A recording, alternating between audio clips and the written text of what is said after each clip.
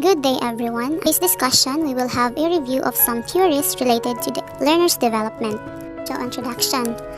The educational trend brought out by a number of groundbreaking researches tells that one can be an effective facilitator of learning if one has a good working knowledge of the learner's development. So, previously in your child and adolescent development course, or if you already taken up the understanding the subject, then some of the theories related to the learner's development were discussed. So, today we will be aiming to think about and review these theories. First one is we have Freud, or Sigmund Freud. Sigmund Freud was an Austrian neurologist who is perhaps most known as the founder of psychoanalysis. So, Freud has 3 components of personality and 5 psychosexual stages of development. According to Sigmund Freud, the mind is like an iceberg. It floats with 1/7 of its back above water. This is of course the very famous analogy that Freud referred to when he explained the subconscious mind. He believed that much of what the person is really about is not about what we see in the outside and what is conscious, but what is there hidden in the subconscious mind. As teachers, it is important that we remember not to be too quick in making conclusions about our students' intention for their actions. Always consider that there are many factors that may influence one's behavior. But also emphasize the 3 components that make up one's personality, and that is the id, ego, and the superego.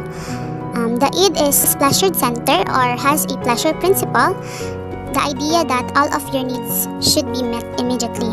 Ego operates the reality principle, the idea that the desires of the id must be satisfied in a method that is both socially appropriate and realistic. Superego exists in 3 levels of consciousness. Superego is like a little angel who is always concerned what is socially acceptable. Superego pushes you to the ego ideal, or your view what is right. Next is we have psychosexual stages of development. These include the oral, anal, phallic, latency, and genital stages. So each stage demands a satisfaction needs. Next is we have Erikson 8 psychosexual stages of development. According to Erikson, presented a comprehensive framework of 8 psychosocial stages of development. So here it is. Erikson stages of psychosocial development.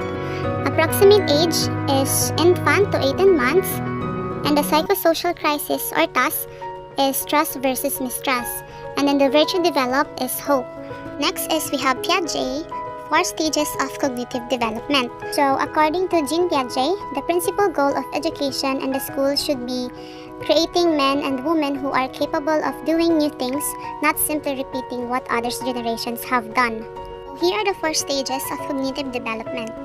First is we have sensory motor, second is pre-operational, third is concrete operational, then fourth is formal operational stage.